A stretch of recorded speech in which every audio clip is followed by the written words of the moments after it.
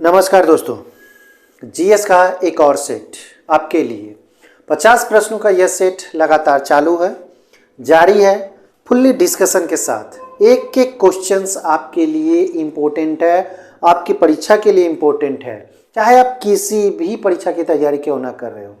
लेकिन खासकर यहाँ जो तैयारी कराई जा रही है, ये जीएस और साइंस की तैयारी, ये बिहार एसएससी 10+2 का जो वैकेंसी निकला है, फॉर्म अप्लाई किया जा रहा है, उसके लिए है। सबसे पहले प्रश्न पे चलने से पहले एक रिक्वेस्ट है कि चैनल को सब्सक्राइब कर लें, नोटिफिकेशन को ऑन कर लें। नोटिफिकेशन को ऑन करने से जितने भी वीडियो आएंगे सारे का नोटिफिकेशन आपको मिलेगा। और हाँ दोस्तों, एक शेयर अपने दोस्तों को, अपने रिश्तेदारों को जरूर करें, ठीक है। चलिए आज का पहला प्रश्न देखते हैं। पहला प्रश्न कहता है, केंद्रीय बौद्ध अध्ययन संस्थान कहाँ स्थित है? ऑप्शंस देखें, हिमाचल प्रदेश, जम्मू कश्मीर, उत्तराखंड या फिर अरुणाचल प्रदेश। इसका सही जवाब हो जाएगा लेह में है, ये लेह में है।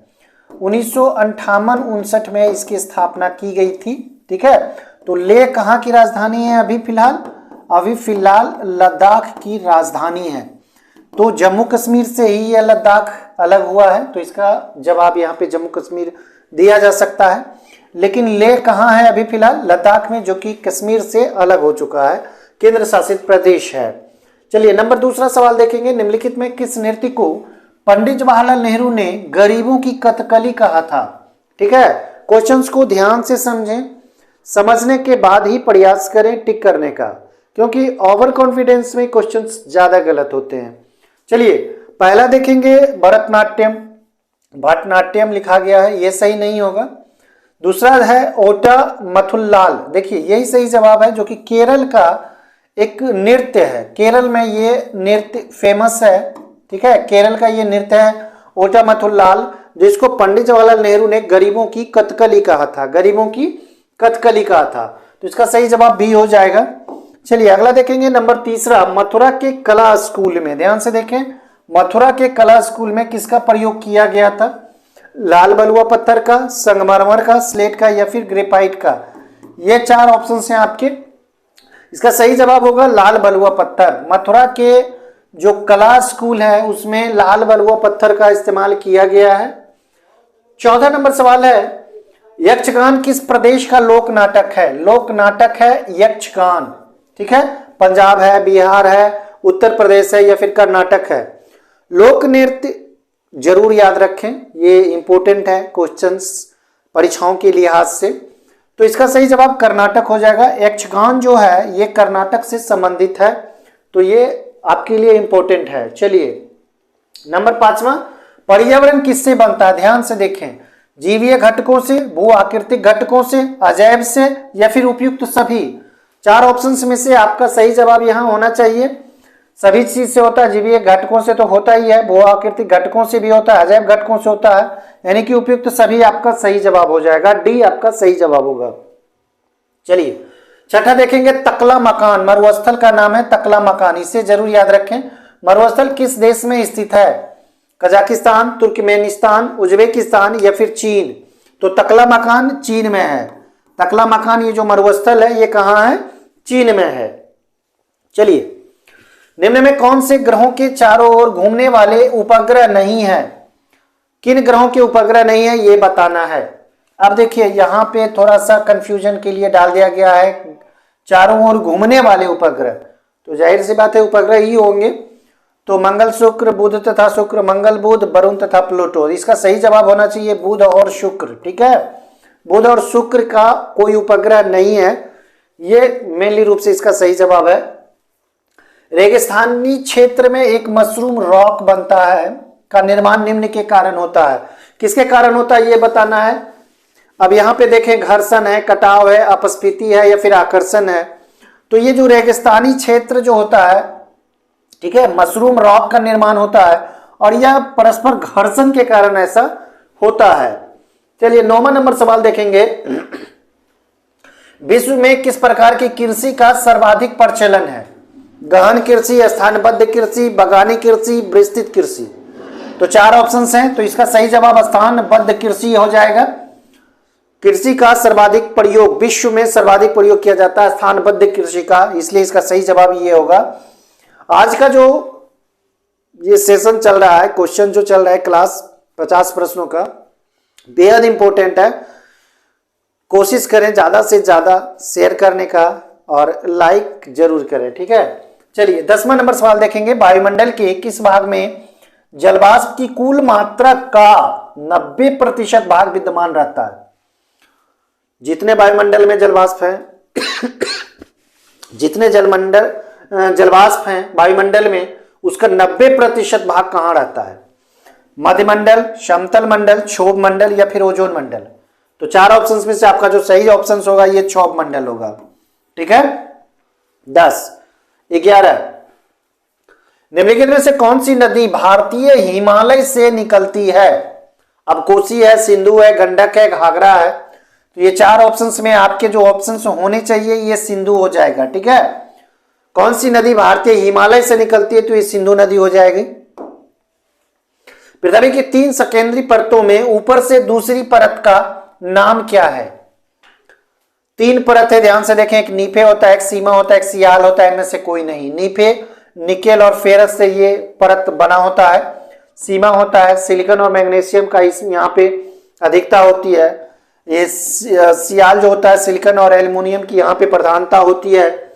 तो यहाँ ऊपर से पूछा जा रहा है ऊपर से दूसरा, तो ऊपर से दूसरा आसान है, ये तो सीमा हो जाएगा जिसमें सिलिकॉन और मैग्नीशियम की मात्रा अधिक होती है, इसी से यह परत बना होता है। 13 देखेंगे। निम्नलिखित में किसे भारत में राष्ट्रवाद का पिता, भारत में राष्ट्रवाद का पिता किसे माना जाता है, किसे कहा जाता है? एक दादा भाई नेहरू हैं, राजा राम मोहन राय है, बाल गंगाधर तिलक है, महात्मा गांधी है। तो 4 ऑप्शंस में से आपका सही ऑप्शन हो जाएगा राजा राम मोहन राय, जिन्हें भारत में राष्ट्रवाद का पिता माना जाता है, ठीक है। चलिए क्वेश्चंस देखेंगे। यहाँ पे क्वेश्चंस कहता है हड़प्पा स्थलों की खुदाई में ऊंटों की हड्डी मिली है, कहां से ये बताना है, ठीक है। हड़प्पा से, मोहनजोदड़ो से, कालीबंगा से या फिर लोथल से? देखिए चारों इंपोर्टेंट है आपके लिए। हड़प्पा की खोज, मोहनजोदड़ो की खोज 1921 ईस्वी में की गई है, ठीक है। अब हड़प्पा की बात कर ले, मोहनजोदड़ो की बात कर ले, तो एक का राखल दास बनर्जी है और एक का दयाराम साहनी है, ठीक है। इसका दयाराम साहनी है तो इसका राखल दास बनर्जी है। कालीबंगा जो है इसका सही जवाब हो जाएगा। कालीबंगा कहाँ है? ये राजस्थान में है, ठीक है। कालीबंगा कहाँ है? राजस्थान में है। और यहाँ ऊंटों की हड्डियां प्राप्त हुई है कालीबंगा में। यहाँ पे एक और चीजें हैं, काली चूड़ी भी मिलती है, काली चूड़ी भी यहाँ से प्राप्त हुआ है, तो ये भी सही जवाब हो जाएगा इसका। फिर हल की प्रकृति भी यहाँ से प्राप्त हुई है। लोथल की चर्चा कर लें तो ये गुजरात में स्थित है लोथल, और ये दोनों की जो हम लोग चर्चा की है ये सिंधु नदी के किनारे है, जो कि अभी पाकिस्तान में स्थित है। पाकिस्तान में ये दोनों स्थित है, ठीक है, हड़प्पा और मोहनजोदड़ो। जबकि लोथल की हम लोग बात करें तो ये गुजरात में भोगवा नदी के किनारे स्थित है, भोगवा नदी के किनारे स्थित है, ठीक है। और ये जो मेनली रूप से लोथल स्थित है, और मेनली रूप से ये फेमस किसके लिए है, किसके लिए है? ये नदी से व्यापार करने के लिए इसे जाना जाता है लोथल, ठीक है। तो इसके लिए भी ये जाना जाता है लोथल हो गया। कालीबंगा, मोहनजोदड़ो, हड़प्पा, तो इसका सही जवाब कालीबंगा हो जाएगा। भारत छोड़ो आंदोलन के समय वायसराय कौन था? भारत छोड़ो आंदोलन कब हुआ था? 1942 ईस्वी में हुआ था, याद रखना है। Lord Wavell, lord Linlithgow, lord Irwin या फिर लॉर्ड माउंटबेटन, 4 ऑप्शन हैं आपके। तो 1942 ईस्वी के समय लॉर्ड लिनलिथगो वायसराय था। इसका जो वायसराय का 1936 से लगभग 43-44 तक इसका कार्यकाल रहा है लॉर्ड लिनलिथगो का, यानी कि पूरे समय में कार्यकाल अंग्रेजों का जो समय था सबसे अधिक जो कार्यकाल लॉर्ड लिनलिथगो का रहा है, इसे भी आप जरूर याद रखें। चलिए, भारतीय और देशों के विभाजन को सत्ता हस्तांतरित करने की जो योजना थी क्या थी ये बताना है। कैबिनेट मिशन योजना, Simon Commission, Cripps Mission, Mountbatten योजना। तो इसका सही जवाब कैबिनेट मिशन योजना ही होगा, जिसके द्वारा क्या हुआ था? विभाजन करना, भारत का विभाजन और फिर सत्ता हस्तांतरण करना, यह भी कैबिनेट मिशन योजना के तहत ही रखी गई थी। 17 देखेंगे। बंगाल में प्रशासन की दोहरी प्रणाली, ठीक है, की स्थापना किसने की थी? Robert Bush, Robert Trump, Robert Clive, Robert John. एकदम आसान है, रॉबर्ट क्लाइव ही इसका सही जवाब होगा। रॉबर्ट क्लाइव के द्वारा दोहरी प्रणाली की स्थापना बंगाल में की गई थी, जिसे द्वैत शासन भी कहा जाता है। 18 देखेंगे, निम्नलिखित में किस वर्ष में 26 जनवरी को स्वतंत्रता दिवस के रूप में मनाया गया था? 42, 46, 30 या फिर 29? तो इसका सही जवाब 1930 हो जाएगा। 26 जनवरी 1930 ईस्वी को स्वतंत्रता दिवस के रूप में मनाया गया था। ठीक है, तो ये 18 का सही जवाब होगा। 19 देखेंगे, हरिसेन जो प्रसिद्ध प्रयाग प्रशस्ति का लेखक था, किस गुप्त शासक के दरबार में था? ठीक है, समुद्रगुप्त, कुमारगुप्त प्रथम, चंद्रगुप्त, विक्रमादित्य या फिर स्कंदगुप्त? ठीक है, ये चार ऑप्शन हैं आपके। तो हरिसेन जो प्रसिद्ध प्रयाग प्रशस्ति का लेखक था, प्रयाग प्रशस्ति जिसने लिखा था, किस गुप्त शासक के दरबार में था? तो ये समुद्रगुप्त हो जाएगा। समुद्रगुप्त इसका सही जवाब हो जाएगा। इसे कवि भी कहा जाता है। ठीक है, कवि की संज्ञा भी इसे दिया जाता है। प्रयाग प्रशस्ति का लेखक की अगर हम लोग यहाँ पे चर्चा कर लें तो हरिसेन है। यहाँ पे 2-3 क्वेश्चंस आपको याद रखने हैं। हरिसेन प्रयाग प्रशस्ति के लेखक किस गुप्त शासक के दरबार में था? समुद्रगुप्त के दरबार में।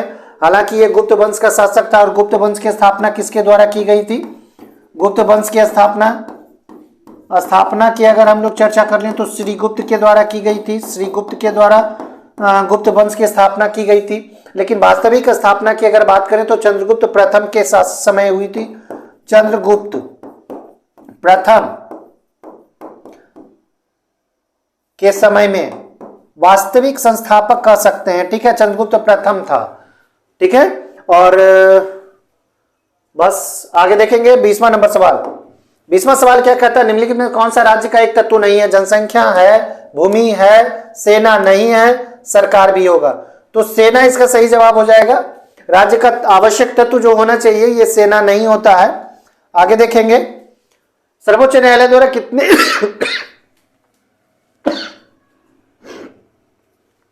सर्वोच्च न्यायालय द्वारा कितनी रिट जारी की जा सकती है? 2, 3, 5, 6। तो 5 तरह के रिट जारी किए जा सकते हैं। यह मौलिक अधिकार में वर्णित है, अनुच्छेद 32 में वर्णित है। सर्वोच्च न्यायालय रिट जारी कर सकते हैं मौलिक अधिकार की रक्षा करने के लिए, और यह वर्णित है 5 प्रकार के रिट जारी कर सकते हैं। ठीक है, अब यहां पे पूछा जा रहा है भारतीय संविधान के अंतर्गत किस प्रकार की रिट जारी नहीं की जाती है? परमादेश की जाती है, निषेध की जाती है, समादेश नहीं की जाती है, उत्प्रेषण की जाती है। 23 देखेंगे, संपत्ति के अधिकार की अब क्या स्थिति है? संपत्ति का अधिकार पहले मौलिक अधिकार के अंतर्गत आता था। ए कानूनी अधिकार, बी मानव अधिकार, सी मौलिक अधिकार, डी प्राकृतिक अधिकार। तो पहले क्या होता था संपत्ति का अधिकार? पहले यह मौलिक अधिकार के अंतर्गत था, लेकिन बाद में यह अब कानूनी अधिकार के रूप में जाना गया। ठीक है, मौलिक अधिकार से इसे हटा दिया गया और संपत्ति का अधिकार अब कानूनी अधिकार में आ गया है। 24 देखेंगे, कौन प्रसिद्ध तबला वादक है? ये 4 ऑप्शंस में से अल्लाह रखा, उस्ताद फैयाज खान, वीजी जोग, अमजद अली खान।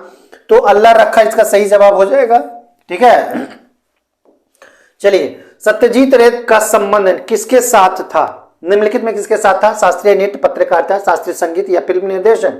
तो यह फिल्म निर्देशन भी थे, संगीतकार थे, लेखक थे, सत्यजीत रे। ठीक है, आगे नौटंकी निम्नलिखित किस राज्य का लोक नृत्य है? नौटंकी की चर्चा यहाँ पे की जा रही है। तो हरियाणा, उत्तर प्रदेश, राजस्थान, गुजरात।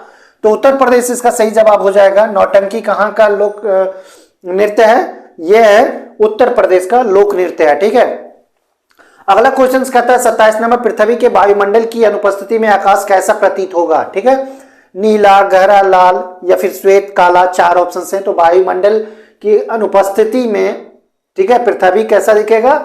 ये काला दिखेगा। इसका सही जवाब काला हो जाएगा। आगे देखेंगे 28 नंबर, पारिस्थितिक तंत्र के जैविक और अजैविक घटकों को कौन जोड़ता है? एक उत्पादक है, कार्बनिक पदार्थ है, अकार्बनिक पदार्थ है, उपभोक्ता है। इसका सही जवाब हो जाएगा उत्पादक। ठीक है, इसका सही जवाब क्या हो जाएगा? उत्पादक। आगे देखेंगे 29, खाद्य श्रृंखला के अंतिम सिरे पर कौन होते हैं? क्वेश्चंस इंपोर्टेंट है, नोट जरूर करें। और पीडीएफ की बात है तो पीडीएफ हम जरूर देंगे, और इसके लिए आपको टेलीग्राम का जो लिंक है डिस्क्रिप्शन में, वहां से आपको टेलीग्राम में जुड़ना है, और जहां पे हम सारे पीडीएफ एक बार देंगे, टेंशन नहीं लेने का है। बहुत लोग पीडीएफ चर्चा करते हैं, तो जरूर देंगे, पीडीएफ जरूर देंगे, थोड़ा सा मौका दीजिए। ठीक है, तो ये श्रृंखला के अंतिम सिरे पर कौन होते हैं? तो इसका सही जवाब ढूंढेंगे आप। घटक है, उत्पादक है, प्राथमिक उपभोक्ता, द्वितीयक उपभोक्ता। तो देखिए आधार अगर पूछा जाए तो उत्पादक हो जाएगा, यहाँ अंतिम सिरा पूछा जा रहा है और आधार अगर पूछ लिया जाए तो उत्पादक इसका सही जवाब हो जाएगा। उसके बाद अंतिम सिरा की चर्चा की जाए तो अपघटक हो जाएगा। ठीक है, अंतिम सिरा क्या हो जाएगा? अपघटक हो जाएगा। चलिए, जीवों की संकटग्रस्त जातियों को सूचीबद्ध करने वाली पुस्तक को क्या कहते हैं? तो ये तो क्वेश्चन आसान है, आप जानते होंगे इसका सही जवाब। रेड डाटा बुक है, ब्लैक डाटा बुक है, येलो पेजेस बुक है, ब्लू डाटा बुक है। तो इसे रेड डाटा बुक के नाम से जाना जाता है, जिसमें जीवों की संकटग्रस्त जातियों को सूचीबद्ध करने वाली एक पुस्तक है रेड डाटा बुक। 31 देखेंगे, वायु की क्षैतिज गति द्वारा वायुमंडल में ऊष्मा का स्थानांतरण कहलाता है। एक है फैलाव, अभिवहन, ध्रुवीकरण या फिर प्रतिबिंब। 4 ऑप्शंस में अभिवहन ही इसका सही जवाब होगा। ये वायुमंडल में ऊष्मा का स्थानांतरण कहलाता है। अब यहां पे कौन सा युग्म सही है ये बताना है। 4 राज्य है और इधर जो है ये आपका लोक नृत्य है। असम का बिहू, ये तो सही है। चलिए, पहला ही सही आपका है, असम में बिहू प्रसिद्ध है। उड़ीसा में भरतनाट्यम नहीं प्रसिद्ध है, बल्कि भरतनाट्यम जो है ये तमिलनाडु में प्रसिद्ध है, तमिलनाडु। ठीक है, लावनी की बात करें तो ये महाराष्ट्र में प्रसिद्ध है, महाराष्ट्र में प्रसिद्ध है। और कथक की बात करें तो ये कहाँ प्रसिद्ध है? उत्तर प्रदेश में प्रसिद्ध है, उत्तर प्रदेश में प्रसिद्ध है। तो ये तीनों आप जरूर याद रखें, भरतनाट्यम, लावनी, कथक, बिहू तो असम में है ही, तो इसका सही जवाब असम बिहू हो जाएगा। ठीक है, चलिए 33 देखेंगे हम लोग। निम्नलिखित में कौन सी पुस्तक राजेंद्र प्रसाद द्वारा लिखी गई है? एक है इंडिया डिवाइडेड, एक है एन ऑटोबायोग्राफी टुवर्ड्स फ्रीडम, फिर कहता है द डिस्कवरी ऑफ इंडिया, एक पुस्तक ये भी है। ग्लिम्पसेस ऑफ वर्ल्ड हिस्ट्री, ये भी एक पुस्तक है। तो देखिए, glimpses of world history, the discovery of India and autobiography towards freedom, ये तीनों जो है ये जवाहरलाल नेहरू के द्वारा लिखी गई पुस्तक है। जवाहरलाल नेहरू के द्वारा ये लिखी गई पुस्तक है। ठीक है, याद रखना इस चीज को। जबकि इंडिया डिवाइडेड जो है ये राजेंद्र प्रसाद के द्वारा, यानी कि भारत के प्रथम राष्ट्रपति के द्वारा ये पुस्तक लिखी गई है, इंडिया डिवाइडेड। अब देखेंगे, सुंदरबन डेल्टा में किस जानवर का घर है? एशियाई चीता, एशियाई शेर, royal Bengal tiger, black panther. इसका सही जवाब अगर देखें तो रॉयल बंगाल टाइगर हो जाएगा, जो कि सुंदरबन डेल्टा में बहुतायत क्षेत्र में पाया जाता है। गजनी का सुल्तान महमूद था, किस चोल राजा का समकालीन था ये बताना है। राजा प्रथम नहीं, राजेंद्र द्वितीय भी नहीं हो जाएगा, राजा धीराज नहीं होगा, राजेंद्र प्रथम इसका सही जवाब होगा। ठीक है, ये महमूद के शासन, जिस समय महमूद यहाँ पे आया था उस समय चोल राजा था। कौन? राजेंद्र प्रथम।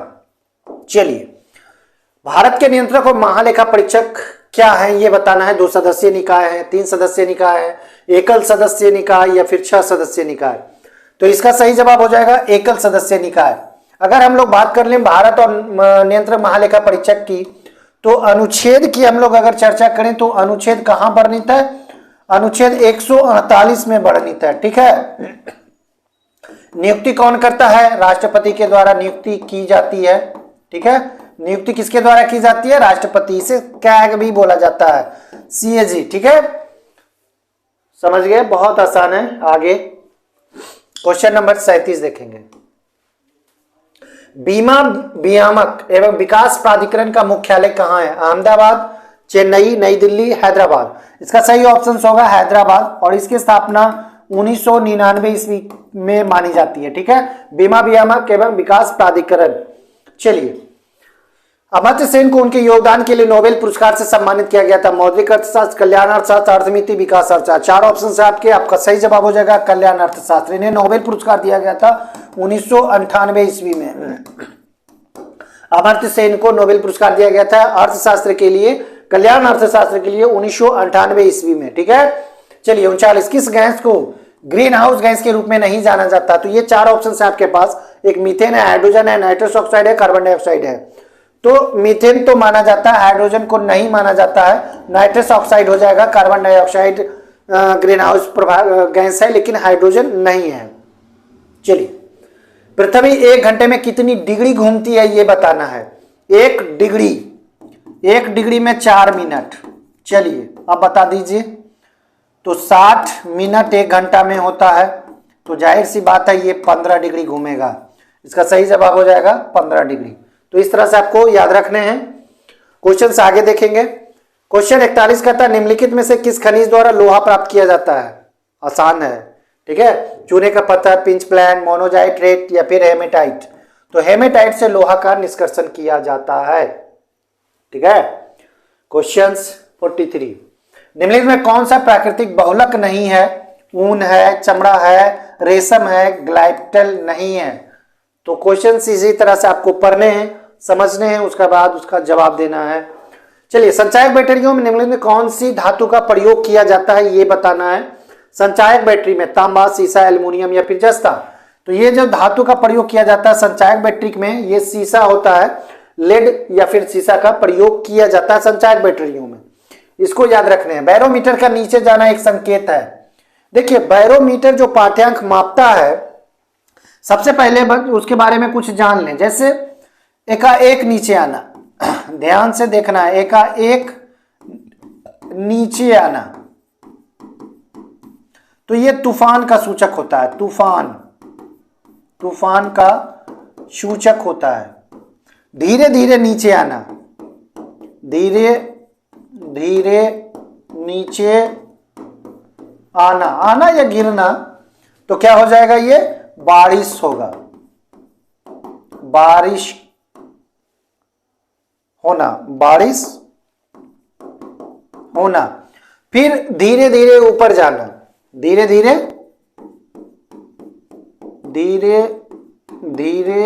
ऊपर जाना, तो ये क्या हो जाएगा? साफ मौसम का संकेत है, साफ मौसम का संकेत, ठीक है। इसे जरूर आप याद रखें। एकाएक अगर नीचे पाठ्यांक गिरता है बैरोमीटर का, तो तूफान आने का सूचक है ये। धीरे धीरे अगर नीचे आता है तो बारिश होने का संभावना है। धीरे धीरे ऊपर जाता है अगर पाठ्यांक, तो वैसी स्थिति में साफ मौसम होता है, ठीक है। तो बैरोमीटर का नीचे जाना एक संकेत है। अब यहां पे नीचे एकाएक जा रहा है या धीरे धीरे जा रहा है, तो ऐसी स्थिति में हम देखेंगे बारिश गिरना इसका सही जवाब हो जाएगा। हालांकि गिरना नहीं होता, बारिश होना होगा, तूफान भी होगा एकाएक अगर पाठ्यांक गिरता है तो। 45 देखेंगे, निम्न में कौन परमाणु संरचना के सिद्धांतों से संबंधित नहीं था? जॉन डाल्टन था, अर्नेस्ट रदरफोर्ड भी था, नेल्स हेनरी डेविड बोर ये भी था, चैडविक नहीं था। इसका सही जवाब चैडविक हो जाएगा, ठीक है। अब 46 देख लेंगे। 46 क्या कहता है? क्वेश्चन यहाँ पे देखें, पीएच स्केल की सीमा क्या होती है? पीएच स्केल 1 से 14, 1 से 7, 0 से 14 या फिर 0 से 7। इसका सही जवाब 0 से 14 हो जाएगा। 7 जो होता है उदासीन माना जाता है। अगर किसी का पीएच स्केल 7 है तो उदासीन माना जाता है, और 7 से अधिक रहने पर, 7 से अगर अधिक होता है तो ये क्षार का लक्षण है, ठीक है। और 7 से अगर कम रहे तो, 7 से कम रहने पर ये अम्ल का लक्षण है, ठीक है। ये क्या है? अम्ल का लक्षण है, तो इसे याद जरूर रखें।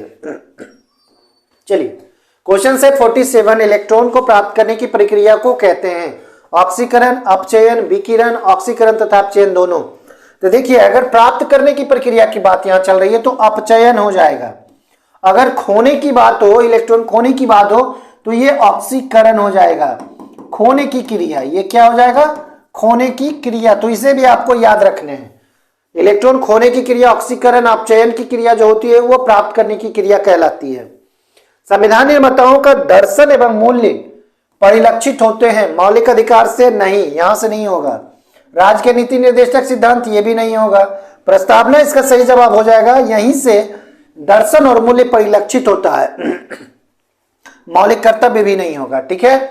चलिए, अब आज का 49 देखेंगे। निम्नलिखित में किस शब्द का प्रयोग संविधान की प्रस्तावना में नहीं है?